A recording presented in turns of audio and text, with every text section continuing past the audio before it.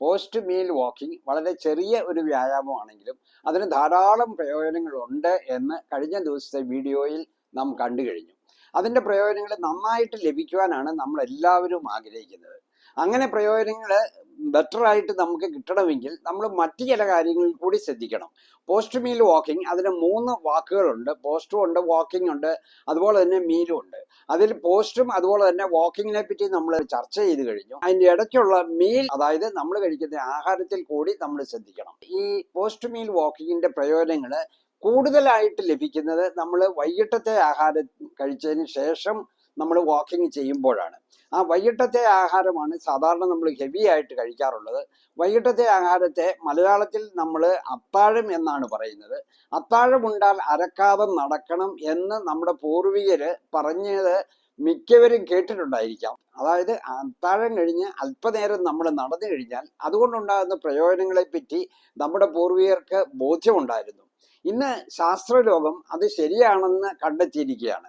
ശാസ്ത്രലോകം ഒരു പടി കൂടി മുൻപോട്ട് പോയിരിക്കുന്നു.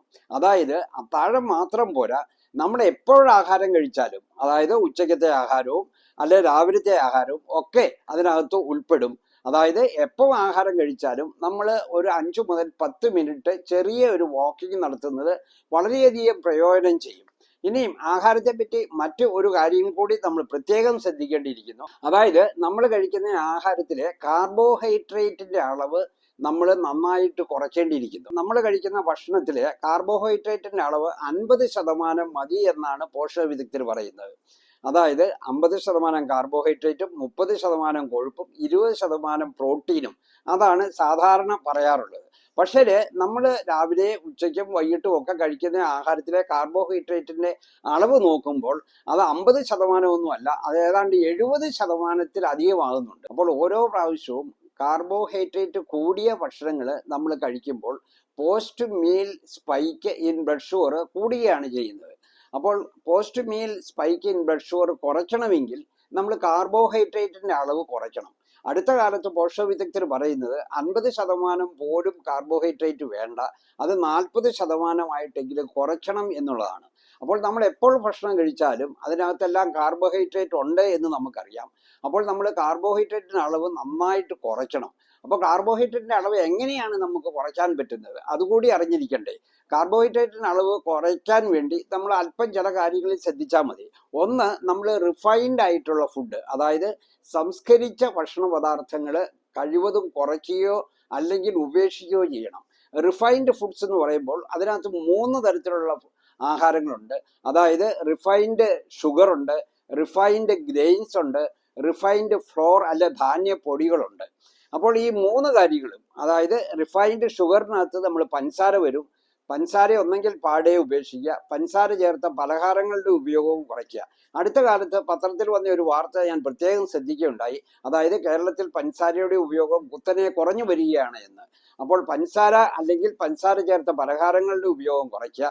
പിന്നെ അതുപോലെ തന്നെ റിഫൈൻഡ് ഗ്രെയിൻ, നമ്മൾ സാധാരണ ഉപയോഗിക്കുന്ന ചാക്കരി, പച്ചരി, കുത്തരി ഒക്കെ റിഫൈൻഡ് ഗ്രെയിൻസ് ആണ്. അതായത് അതിൻ്റെ തവിട് മില്ലിൽ നീക്കം ചെയ്തിട്ടാണ് നമുക്ക് കിട്ടുന്നത്. അപ്പോൾ തവിട് നീക്കം ചെയ്യുന്നതോടൊപ്പം അതിൻ്റെ അകത്തെ ഫൈബറും അതുപോലെ തന്നെ ഏതാണ്ട് 13 പോഷകങ്ങളും നഷ്ടപ്പെടുന്നു. നമുക്ക് കിട്ടുന്നത് കാർബോഹൈഡ്രേറ്റ് മാത്രമാണ്. അപ്പോൾ ചാക്കരി, പച്ചരി, കുത്തരി ഇവയ്ക്ക് പകരം തവിടുള്ള കുത്തരി അല്ലെ തവിടുള്ള ധാന്യങ്ങൾ ഇന്ന് ലഭ്യമാണ്. അത് നമ്മൾ കഴിക്കാൻ പ്രത്യേകം ശ്രദ്ധിക്കുക. അതുപോലെ തന്നെ ധാന്യങ്ങളുടെ പൊടികൾ മില്ലിൽ പൊടിച്ചു കിട്ടുമ്പോൾ അതിനകത്തെ പോഷകങ്ങൾ നീക്കം ചെയ്യപ്പെടുന്നു. അതുപോലെ തന്നെ ഗോതമ്പ് പൊടിപ്പിക്കുമ്പോൾ നമുക്ക് 3 തരത്തിലുള്ള പൊടികൾ കിട്ടുന്നുണ്ട്. റവ കിട്ടുന്നുണ്ട്, ആട്ട കിട്ടുന്നുണ്ട്, അതുപോലെ തന്നെ മൈദ കിട്ടുന്നുണ്ട്. മൈദയ്ക്കകത്ത് ഒട്ടും നാരുകളില്ല, പോഷകങ്ങളുമില്ല. റവയ്ക്കകത്ത് കുറച്ചുണ്ട്. ആട്ടയ്ക്കകത്താണെങ്കിൽ അതിലും അല്പം കൂടി നാരുകൾ ലഭ്യമാണ്. പിന്നെ ഏറ്റവും പ്രധാനമായിട്ട് നമുക്ക് ഈ തവിടുള്ള ധാന്യങ്ങൾ ഉപയോഗിക്കുക എന്ന് ഞാൻ സൂചിപ്പിച്ചു. നമുക്ക് മില്ലറ്റ്സ് ഉണ്ട്, അല്ലെങ്കിൽ ചെറുധാന്യങ്ങളുണ്ട്, റാഗി പോലെയുള്ള അല്ലെങ്കിൽ തിന പോലെയുള്ള. അപ്പൊ അങ്ങനെയുള്ള മില്ലറ്റ്സ് നമ്മുടെ ആഹാരത്തിൽ ഉൾപ്പെടുത്തുകയാണെങ്കിൽ നമുക്ക് കൂടുതൽ പോഷകങ്ങൾ നമ്മുടെ ശരീരത്തിൽ എത്തും, നമ്മുടെ കാർബോഹൈഡ്രേറ്റിന്റെ അളവ് കുറയുകയും ചെയ്യും. പിന്നെ മറ്റൊരു കാര്യം ശ്രദ്ധിക്കേണ്ടത്, നമ്മൾ ആഹാരത്തിൽ പ്രോട്ടീനിന്റെ അളവ് കൂട്ടുക എന്നുള്ളതാണ്. കാർബോഹൈഡ്രേറ്റിന്റെ അളവ് കുറയ്ക്കുന്നതിനോടൊപ്പം തന്നെ പ്രോട്ടീനിന്റെ അളവ് കൂട്ടണം. പ്രോട്ടീനിന്റെ അളവ് കൂട്ടാൻ വേണ്ടി നമുക്ക് ആനിമൽ പ്രോട്ടീൻ ഉണ്ട്, അതുപോലെ തന്നെ വെജിറ്റബിൾ പ്രോട്ടീൻസും ഉണ്ട്. ആനിമൽ പ്രോട്ടീൻസ് എന്ന് പറയുമ്പോൾ മുട്ടയിലുണ്ട്, പാലിലുണ്ട്, ചിക്കനകത്തുണ്ട്, അതുപോലെ തന്നെ ബീഫ്, മട്ടന്, പോർക്കിനകത്തൊക്കെ ആനിമൽ പ്രോട്ടീൻ ഉണ്ട്. പക്ഷേ അത് അവസാനം പറഞ്ഞ 3 റെഡ് മീറ്റാണ്. അതിനകത്ത് പ്രോട്ടീൻ നല്ലപോലെ ഉണ്ടെങ്കിലും അതിനകത്ത് സാച്ചുറേറ്റഡ് ഫാറ്റ് കൂടുതലുള്ളതുകൊണ്ട് അതിൻ്റെ ഉപയോഗത്തിൽ റെസ്ട്രിക്ഷൻ വരുത്തുന്നതാണ് നല്ലത്. അല്ലാത്ത പ്രോട്ടീനാണ് നമ്മൾ കഴിക്കേണ്ടത്. പിന്നെ വെജിറ്റബിൾ പ്രോട്ടീൻസ് ആണ് നമ്മൾ സാധാരണ കഴിക്കുന്ന ഭക്ഷണത്തിലൊക്കെ ധാരാളമായിട്ടുണ്ട്. അതായത് നമ്മൾ ചെറുപയറിനകത്തുണ്ട്, വൻപയറിനകത്തുണ്ട്, കടലയ്ക്കകത്തുണ്ട്, മുതിരയ്ക്കകത്തുണ്ട്, ഉഴുതിനകത്തുണ്ട്, ബീൻസിനകത്തുണ്ട്. അപ്പോൾ ഇങ്ങനെയുള്ള ഭക്ഷണ സാധനങ്ങൾ നമ്മൾ ഭക്ഷണത്തിൽ ഉൾപ്പെടുത്താൻ പ്രത്യേകം ശ്രദ്ധിക്കണം. പിന്നെ പ്രോട്ടീൻ കഴിക്കുമ്പോൾ മറ്റൊരു കാര്യം കൂടി നമ്മൾ ശ്രദ്ധിക്കേണ്ടിയിരിക്കുന്നു. അതായത് നമ്മൾ എപ്പം കഴിച്ചാലും ആ ഭക്ഷണത്തിൽ പ്രോട്ടീൻ ഉണ്ടായിരിക്കണം എന്നാണ് പോഷക വിദഗ്ധർ ഇപ്പോൾ പറയുന്നത്. അതായത് നമ്മൾ രാവിലെ ബ്രേക്ക്ഫാസ്റ്റ് കഴിക്കുന്നതിനകത്തും പ്രോട്ടീൻ നിർബന്ധമായിട്ടും ഉൾപ്പെടുത്തണം. ഉച്ചയ്ക്ക് കഴിക്കുന്ന ഭക്ഷണത്തിലും പ്രോട്ടീൻ വേണം.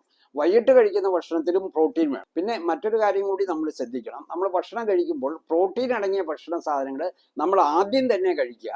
അത് കഴിഞ്ഞ് വേണം കാർബോഹൈഡ്രേറ്റ് അടങ്ങിയ മറ്റു ഭക്ഷണ സാധനങ്ങൾ നമ്മൾ കഴിക്കാൻ. പിന്നെ നാരുകൾ കൂടുതലുള്ള വെജിറ്റബിൾസും അതുപോലെ തന്നെ തവിടോട് കൂടിയ ധാന്യങ്ങളും ഒക്കെ നമ്മൾ ഭക്ഷണത്തിൽ ഉൾപ്പെടുത്തുകയാണെങ്കിൽ നമ്മുടെ കാർബോഹൈഡ്രേറ്റ് പെട്ടെന്ന് നമ്മുടെ രക്തത്തിലെ പഞ്ചസാരയെ ഉയർത്തുകയില്ല. അതായത് നാരുകൾ കൂടുതലായിട്ട് നമ്മുടെ ഭക്ഷണത്തിൽ ഉൾപ്പെടുത്തുകയാണെങ്കിൽ നമ്മൾ നേരത്തെ സൂചിപ്പിച്ച post meal spike in blood sugar അത് കുറയ്ക്കുവാൻ വളരെയധികം സഹായിക്കും. കഴിഞ്ഞ വീഡിയോ കണ്ടപ്പോൾ ധാരാളം ആളുകൾ അതിനകത്ത് കമന്റുകൾ പറഞ്ഞിട്ടുണ്ട്. 1-2 കമന്റുകൾ മാത്രം നമുക്ക് ഇവിടെ ചർച്ച ചെയ്യാം. ഏറ്റവും പ്രധാനപ്പെട്ട ഒന്ന്, നമ്മൾ ഈ പോസ്റ്റ് മീൽ വാക്കിങ്ങിന്റെ ഇന്റൻസിറ്റി കൂട്ടിയാൽ നമുക്ക് കൂടുതൽ പ്രയോജനം ലഭിക്കുമോ എന്നായിരുന്നു. തീർച്ചയായിട്ടും പോസ്റ്റ് മീൽ വാക്കിങ്ങിന്റെ ഇന്റൻസിറ്റി നമുക്ക് കൂട്ടാതിരിക്കുന്നതാണ് നല്ലത്.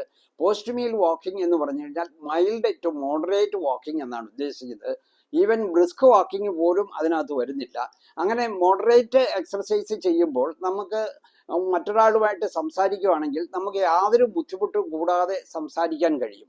അപ്പോൾ നമ്മുടെ ഇന്റൻസിറ്റി വളരെ പ്രധാനപ്പെട്ട ഒന്നാണ്. മൈൽഡ് ടു മോഡറേറ്റ് വാക്കിംഗ് മാത്രം മതി എന്നാണ് പറയുന്നത്. കൂടുതൽ ഇന്റൻസിറ്റിയിൽ നമ്മൾ വാക്ക് ചെയ്ത് കഴിഞ്ഞാൽ അത് വളരെയധികം ആരോഗ്യ പ്രശ്നങ്ങൾക്ക് ചിലപ്പോൾ കാരണമാകാം. അപ്പോൾ ചിലപ്പോൾ മസിലിന് വേദന ഉണ്ടാകാം, അതായത് മസിൽ ക്രാമ്പ് ഉണ്ടാകാം, ചിലർക്ക് നോസിയ ഉണ്ടാകാം. അങ്ങനെ പ്രത്യേകിച്ച് നമ്മൾ കൂടുതൽ ആഹാരം കഴിച്ചതിന് ശേഷം, ഉദാഹരണമായിട്ട് ഡിന്നർ കഴിച്ചതിന് ശേഷം പെട്ടെന്ന് നമ്മൾ ഇന്റൻസിറ്റി കൂടിയ വ്യായാമം ചെയ്തു കഴിഞ്ഞാൽ അതൊക്കെ പല പ്രശ്നങ്ങൾക്കും കാരണമാകും. അതുകൊണ്ട് ലൈറ്റ് ടു മോഡറേറ്റ് എക്സർസൈസ് മാത്രം മതി. മറ്റൊരാൾ പറയുന്നത് വ്യായാമം ചെയ്യാൻ സമയമില്ല എന്നുള്ളതാണ്. അപ്പോൾ ജോലിയുണ്ട് അല്ലെങ്കിൽ സമയമില്ല എന്ന് പറയുന്നത് പോസ്റ്റ് മീൽ വാക്ക് ചെയ്യാതിരിക്കാൻ ഒരു കാരണമാകുന്നത് ശരിയല്ല. ഏതാണ്ട് 2 മിനിറ്റ് സമയം ഭക്ഷണത്തിന് ശേഷം നമ്മൾ ഈ ചെറിയ വാക്കിംഗ് ചെയ്താൽ മാത്രം മതി. അതായത് ഒരു ദിവസം 24 മണിക്കൂർ നമുക്ക് ലഭ്യമാണ്. അതിൽ 2 മിനിറ്റാണ് ഒരു പ്രാവശ്യത്തെ ഭക്ഷണത്തിന് ശേഷം നമ്മൾ നടക്കേണ്ടത്. അത് നമുക്ക് സ്വരൂപിക്കാൻ യാതൊരു ബുദ്ധിമുട്ടും വരത്തില്ല. നമ്മൾക്ക് അത് ചെയ്യാനുള്ള ഒരു വിൽ പവർ അല്ലെങ്കിൽ ഒരു നിശ്ചയം മാത്രം മതി. If there is A will there is a way എന്നാണ് പറയുന്നത്. അപ്പോൾ പോസ്റ്റ് മീൽ വാക്കിംഗ് കൊണ്ട് വളരെയധികം പ്രയോജനങ്ങളുണ്ട്. അതിൻ്റെ പ്രയോജനങ്ങൾ കൂടുതൽ നന്നായിട്ട് ലഭിക്കുവാൻ നമ്മൾ ഈ ഭക്ഷണത്തിലും മറ്റും ശ്രദ്ധിക്കേണ്ട ചില കാര്യങ്ങളെപ്പറ്റി നമ്മൾ ഡിസ്കസ് ചെയ്ത് കഴിഞ്ഞു. അപ്പോൾ ഈ പോസ്റ്റ് മീൽ വാക്കിംഗ് നമ്മൾ എല്ലാവരും ചെയ്യണം, നമ്മുടെ ജീവിതചര്യയുടെ ഒരു ഭാഗമാക്കണം. ദിവസവും നമ്മൾ വ്യായാമം ചെയ്യുന്ന ആളാണെങ്കിലും നമ്മൾ ഈ പോസ്റ്റ് മീൽ വാക്കിംഗ് ചെയ്തിരിക്കണം. എങ്കിലേ അവർ രാവിലെയോ അല്ലെ വൈകിട്ടോ ചെയ്യുന്ന റെഗുലർ എക്സർസൈസിൻ്റെ പ്രയോജനം നന്നായിട്ട് ലഭിക്കുകയുള്ളൂ. ഇനി അങ്ങനെ റെഗുലർ എക്സർസൈസോ അല്ലെ വർക്കൗട്ടോ നടക്കാൻ പോകാത്തവരോ ആണെങ്കിൽ പോലും ഈ പോസ്റ്റ് മീൽ വാക്കിംഗ് ചെയ്യുവാണെങ്കിൽ അവർക്ക് വ്യായാമത്തിൻ്റെ ഒരു ചെറിയ പ്രയോജനം തീർച്ചയായിട്ടും കിട്ടും.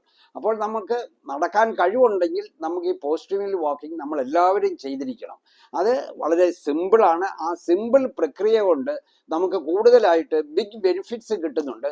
അപ്പോൾ ഈ കാര്യങ്ങൾ നിങ്ങൾ മാക്സിമം ഷെയർ ചെയ്യുക. മറ്റൊരു വീഡിയോയുമായി നമുക്ക് വീണ്ടും കാണാം.